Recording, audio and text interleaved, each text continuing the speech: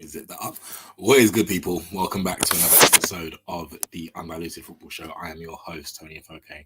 The depressed Toni Afoke today. No, I'm joking. I'm not depressed, but we move. Let's get straight into it. Another round week of Premier League action. Had the Manchester derby to talk about. Liverpool winning, Chelsea winning, Arsenal winning today as well. But let's start off with the Manchester derby. Ended 4-1. I stopped after the fourth goal, to be fair. The derby ended 4-1 to Manchester City. A game of two halves, really. City were the better side throughout the game. United looked pretty decent in the first half, especially after the Sancho goal. A good goal for Jadon Sancho on his return back to City. When that Sancho goal went in as a neutral, you would have been like, yeah, United kind of deserved the goal. They've been playing some pretty decent stuff. However, City got another goal with just ricochets in the box, and then the second half, just Man United didn't perform at all. Didn't even get a shot on target, I don't think. And City just literally dominated for 45 minutes, and it was just poor from Man United. The players gave up after the third one, after the Mahrez deflection, but just another poor performance from Man United, especially in the derby as well. As a fan, you don't want to see that. Even if they're a superior team, you still got to go for it. Do you know what I mean? As a fan, but it was just horrible. It was horrible to watch. A horrible game of football. Coming from a Man United perspective, there's just so many things going wrong. I think for City as well, a good win for them. Obviously, Liverpool piled on the pressure with their win at West Ham, which we'll get onto later in the show. But a good win for City. 6 points still clear, even though Liverpool had that game in hand still. But they're still 6 points clear at the top of the table, and that's the reason they're champions at the moment with a performance like that. Now, getting on to Man United, where can we start? I think the second half was atrocious, absolutely atrocious. I feel like Man United's issue under Ranić, I would say one of the issues under Ranić is the second half performances, is that Man United try to play with, they've been playing a high intensity, since Ranić's come in, they've been obviously trying to play a high intensity football and a more intense version of the style of football Man United want to play, whatever that is. And the second halves have just not been up to scratch. We've seen it countless amount of times. Second half against Southampton, Man United concede straight away. Second half against Leeds, Man United concede straight away. Second half against Burnley, Man United concede straight away. And second half today, Man United didn't even get a shot. Didn't even get a shot on goal or shot on target, and it was just ridiculous. Man United are going through another. I think we're in the dark ages. I think coming from a Man United fan who's been a fan all my life, I obviously had it good as a kid. And then now that my teenage years wasn't too bad, but now my pre-adolescent to adult years have been terrible. And Man United are in the dark ages at the moment. The structure of the club is wrong. There's so many things going wrong at the club. I don't know how a team that was supposed to be, listen, we all thought at the start of the season, Man United came second, signed Sancho, Varane, and Ronaldo, and thinking, okay, they're going for the title. But oh boy, weren't we wrong. And it just goes to show that if you don't have anyone upstairs in football that is upstairs above the manager that works in football, it's just not going to work. We don't have a structure at the club. Now, the only positive going into this is that, one, we all used to blame Ed Woodward. Now Ed Woodward's gone. Richard Arnold's now our CEO. And the only positive I can think of is Richard Arnold said, you know what, cool. Unlike Woodward, I'm a business guy, right? I do the numbers. That's what I'm good at. Unlike Woodward, I'm not going to bother with footballing stuff because that is not my forte. And is what it is. Let the footballing people do the footballing stuff. So then we signed John Mert as a technical director, and then Darren Fletcher as a football director. Couldn't tell you what that is. But then I feel like one of the positives was signing Ralph Rangnick. Man United have looked a better side on the Rangnick this season. I'm not saying he's come in and revolutionized everything. He hasn't. But at the same time, there's somewhat of a system, somewhat of a structure that Man United are trying to play. Emphasis on the word somewhat. But one thing I will say is that as a fan, and going from where Man United, where they should be and what we are now, is that Rangnick knows we're in the mud. I'm going to keep it 100. Rangnick knows we're in the mud. His press conferences, especially the second half of the press conferences, that don't get released on the papers, but you'll see like some quotes if you go on like the Man United app or whatever. He's very honest, and that's one thing I love about Ranić, is that he's very honest about the situation at Man United. He knows we're in the mud, and his job is he's like, look, Man United do this. Like, even the other day, he said, United can't get any more transfers wrong. He said, we've got so many transfers wrong. And clubs do get transfers wrong all the time. Let's not get it twisted. Klopp doesn't get transfers wrong because he has a system. He knows what players fit his system, and he buys accordingly. City can't get transfers wrong because even if they do, they have enough money to just go buy another one and paper over the cracks, and no one really cares about that. Same with Chelsea. That Abramovich, even though Abramovich is now gone or going, Chelsea could still paper over the cracks with just Abramovich slapping money into the club. The same way they bought Lukaku for 100 million, Chelsea were going to be in for a striker next year. So, but Man United don't do that. They try to paper over the cracks, but it just doesn't work. So one thing Ranić has said was like, we need to get the transfers right. We need to have a structure in the club. We need to have the best manager. We need to have the best this. We need to have the best that. Easier said than done. But from a fan, it gives me hope because he's going to be the person that saves Man United from themselves. For example, he questioned Mike Phelan's role at the club. He questioned Darren Fletcher's role at the club. Man United came out the other day, had a fans forum and said, "Oh, this is what Darren Fletcher's been doing," in response to Ranić's comments. And it's good to see someone. I think people outside looking in from Man United can all see the issues, but internal, they don't want to see the issues because they feel like we're Man United, we're still the best club in the world, that we're going to do it this way and get back to it. But at least now Ranić, with his 6-month interim role and then hopefully 2 years in a consultancy role, will start to build a structure. That will be our first footballing man above a manager. He will have a say in who the manager is going to be. He will have a say in transfers. He will have a say in the structure of the club. And that is what we need because City have a structure. Liverpool have a structure. Chelsea have a structure with Cobham.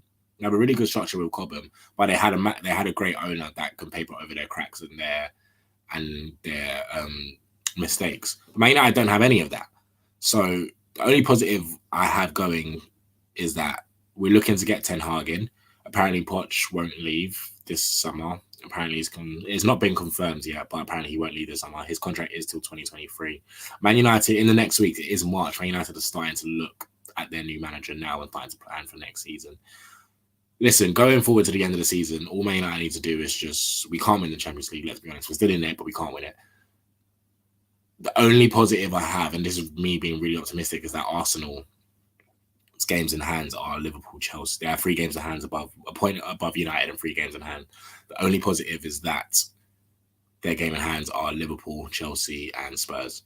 So I'm not saying they'll lose all of them games, but they could drop points there. Man United just had to capitalise, but even still, Man United still have Liverpool to play, Spurs to play next week, Chelsea to play in the penultimate game of the season, Arsenal away as well. Man United still have enough games, and we should have taken our chances with the games that we should have played before, drawing all those games. It's against Villa, Burnley, Southampton, Wolves, the loss of Wolves. We had so many chances to gain points. But listen, to wrap up with Man United, because I don't want to go, I can rant all day about the club. It's just that they need to try and get Europe. I don't even want Europa League this season. It probably won't happen, but they need to try and get Champions League football. Whether that's just hoping Arsenal drop points and winning as many games as they can, or win the Champions League. It's not going to happen, but that's the only thing Man United can hope for. And then next season, get Ten Hag in, get a structure in, get Ranić above the manager and start getting the right players for a right system. Because we know how Liverpool and City are going to play week in, week out. Liverpool will travel to any team in the league and we know exactly how they're going to play. You don't have that with Man United. We haven't had that with Man United in years. And so we really need a structure. There's players that play today that shouldn't be playing in a Man United shirt. I can't be bothered to name names. There's way too many. And there's players that are not going to be there next season. And there's a lot of players that don't even want to be there now. So it's going to be a massive clear out. I feel like Man United have gone through rebuilds with Van Gaal, a rebuild with Mourinho, a rebuild with Solskjaer. The reason I feel like this rebuild could work is that because one, it's not just the manager that's changing, it's people above the manager that's changing as well. And that could be the difference. In modern day football, you need that nowadays. We're literally one of the only clubs to not have a director of football. Like, I feel like that's just ridiculous. Like, how can one of the biggest clubs in the world not have a vital role fulfilled in a structure of a team. It's honestly ridiculous.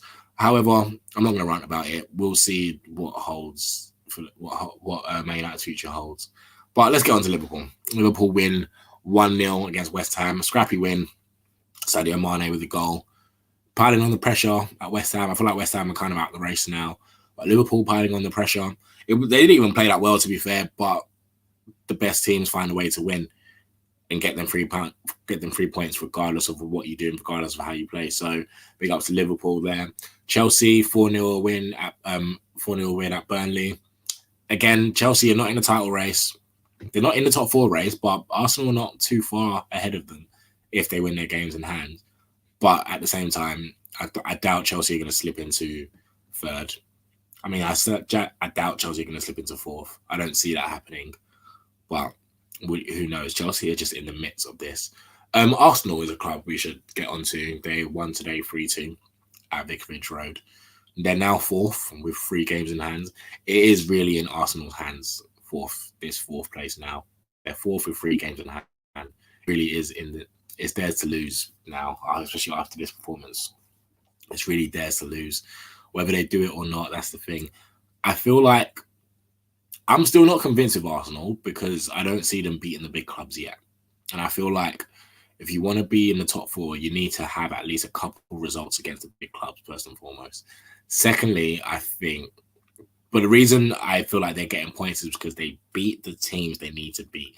And as well as beating the top 4 and the top 6 and whatever, you need to beat the teams around you as well.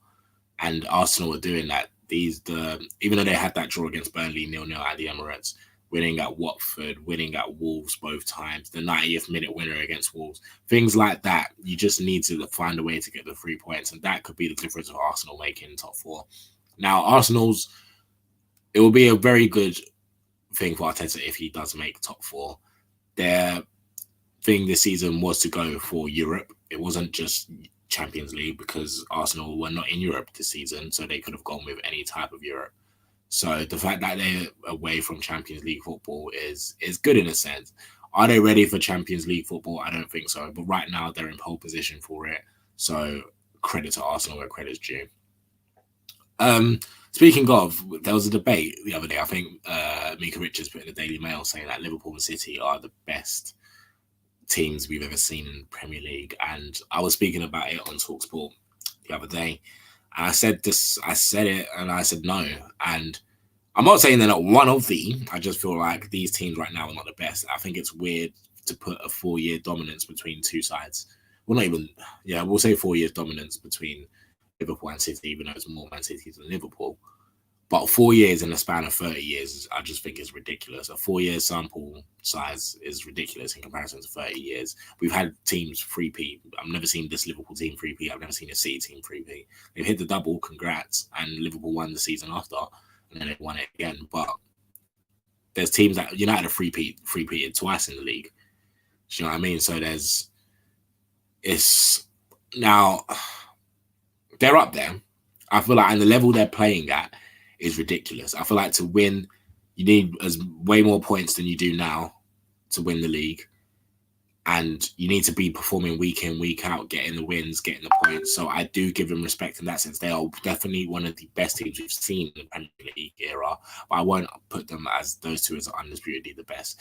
Now, I feel like, are they the best Man City and the best Liverpool teams we've seen in the Premier League era? 100%, by all means. But just if we're looking at all the teams in the Premier League era, I won't put them first and second up there. You can even put the Invincibles in there somehow. And United from 06 to 08, or from the 90s and United as well. So there are many other Premier League teams out there. But that was just a quick one on that debate. Last but not least, let's look at the bottom half of the table. Newcastle. And I did say this about Newcastle. Newcastle was still unbeaten in 2022. I did say this about Newcastle is that 1, they have the money to do it.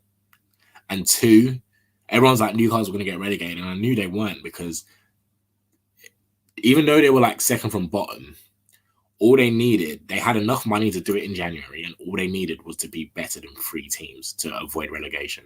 That was Newcastle's thing. If Newcastle got relegated, then yes, by all means. But we're not expecting Newcastle to get top 6. We're not even expecting them to get in the top half.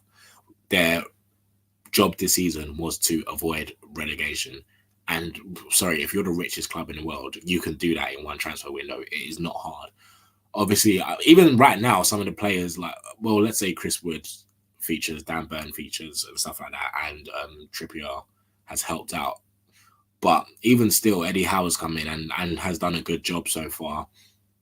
Will he be the man to take Newcastle to the top? I don't know. But right now, Newcastle not getting relegated. They're too good to get relegated. They were too good in the first place to get relegated, and then they had the money in the takeover and made it easier for themselves. So I'm not surprised by this resurgence. I'm not going to say they're not going to go the whole of 2022 unbeaten, but at the same time, we shouldn't be surprised. All they had to do was be better than Watford, Norwich, and let's say Burnley. Burnley might get relegated. Watford, Norwich, or Burnley. That's all they had to be better than. So really and truly, it is not that hard. And now you got Leeds, Everton in there as well. Brentford won the other day, so they're not really in that race. They're not too far, but Leeds, Everton as well are people creeping around that spot.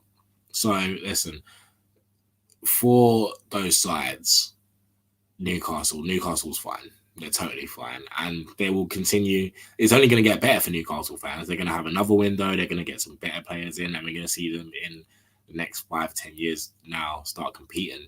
About how they do it, I don't know where they're going to be competing in the next 5-10 years, but they've got the resources to do it. They've got a stupid amount of resources to do it. So don't be surprised if you see them up there. But anyway, as another episode of the Undiluted Football Show. You can follow me at Toni Afoke on Twitter, Instagram, all of that. Follow Undiluted Media on Twitter or Undiluted Media 1 on Twitter or Undiluted Media on Instagram. And thank you for watching another episode. Until next time, people.